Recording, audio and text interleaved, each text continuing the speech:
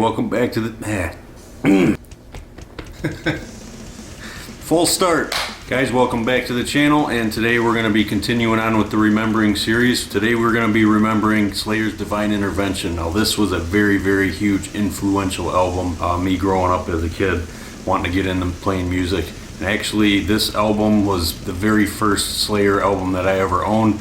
It was my 10th birthday, and my mom ended up buying me a boombox CD player, and it came with Slayer's Divine Intervention, so that was my very first introduction to owning Slayer's albums and getting into their music. Now beforehand, I did see Seasons in the Abyss on the show called Beavis and Butthead. If any of you guys are my age, if you're in your mid-30s, you remember exactly what that show was all about. Played music videos, short pieces of them, and you know, Beavis and Butthead either liked it or they ripped it a new asshole. So fortunately they definitely liked Slayer, and I did as well. That was like just another taste of getting into all this extreme kind of music. So that was the very first album that I got, and it depends on the day.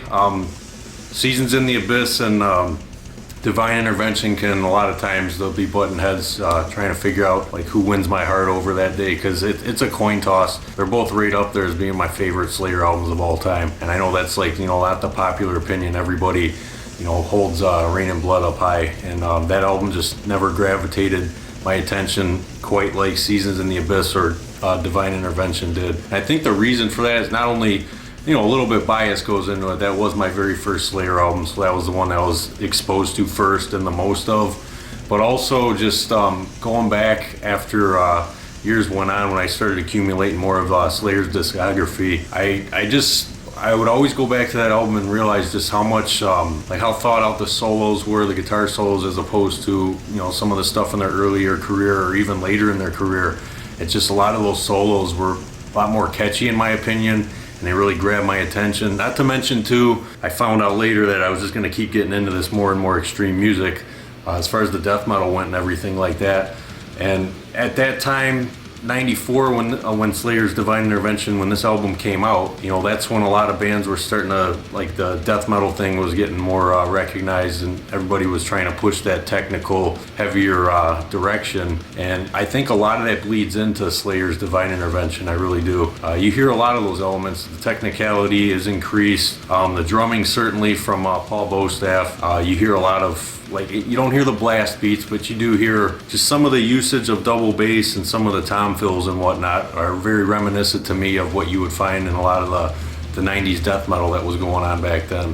And I think that's why this album really grabbed my attention a lot more than some of the other stuff in Slayer's catalog. So as a 10-year-old, I can remember hearing this album at my buddy's house. His brother had just picked it up and we were listening to it. I remember just seeing the record but no Slayer logo on it, and I'm like, man, what is this? This is a cool cover, and oh, this is the new Slayer. So I can just remember bugging my mom trying to get her to buy me this Slayer CD, and I just kept getting the same answer. The answer was no, the cover was too, you know, violent or gruesome. It just, she didn't like the imagery of it. So my first 5 albums from Slayer were Divine, obviously, the one we're talking about. Seasons in the Abyss, I had that on cassette. Third album was the double disc live album, Decade of Aggression. And then from there, I got, it was the Haunting the Chapel EP, and then shortly afterwards, I ended up picking up Hell Awaits on cassette. So I didn't even get to Rain and Blood until like the 6th album. So it was a long time before I ever got that record. I can recall too, even when I finally got a copy of Rain and Blood, I still did not listen to that album as much as like everybody else does, or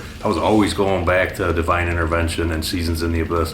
Like that Rain and Blood just did not do it for me that much like it did on everybody else. And I know I'm probably the minority of that bunch who thinks that way, but that one just I always will hold that record up high. And even after all these years of being around checking out Slayer's entire discography, it's always going to be that album for sure. I found a lot of the pacing, the song structures, just the overall layouts of the songs to be that much more memorable and catchy for me. It's always been one of those records where I hit play and I'll listen to its entirety front to back, and I will not shut it off. I won't skip any tracks. I find a lot of times I'm rewinding songs just to listen to you know, riffs that always grab my attention, that I always got into. The solos always really grab my attention on this album too.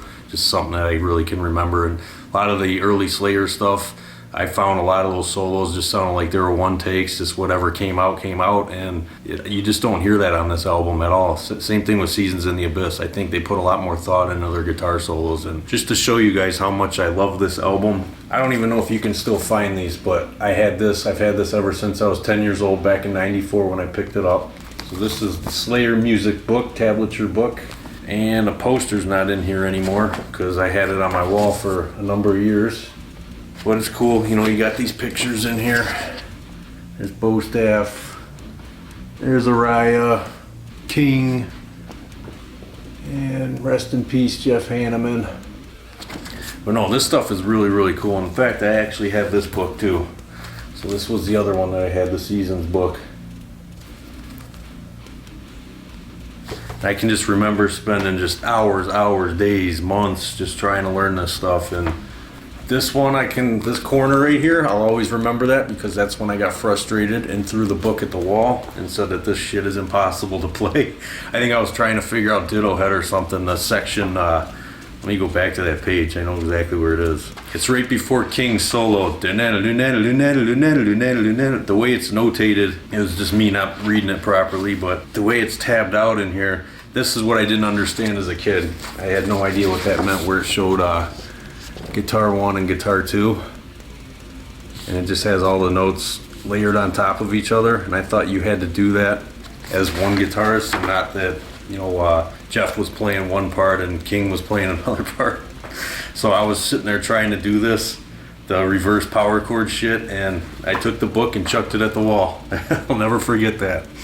But no, going back years later, I can play that stuff just fine now, but I mean, the frustration that I had, but it was all led up to good things, and these records changed my life for the better as far as being a guitarist. And if it's been a while since you heard this album, you know, give it a listen again and see what you think. Maybe your mind has changed, or if you still hold the same opinion, I'm not sure. But let me know in the comment section what you guys think of Divine Intervention. I appreciate you guys watching as always, and we're gonna keep going with this series because I always love talking about these very influential albums that really, you know, changed my opinions and kind of formed my my guitar playing just as a whole as a musician. So yeah, I thank you guys for watching, and take it easy.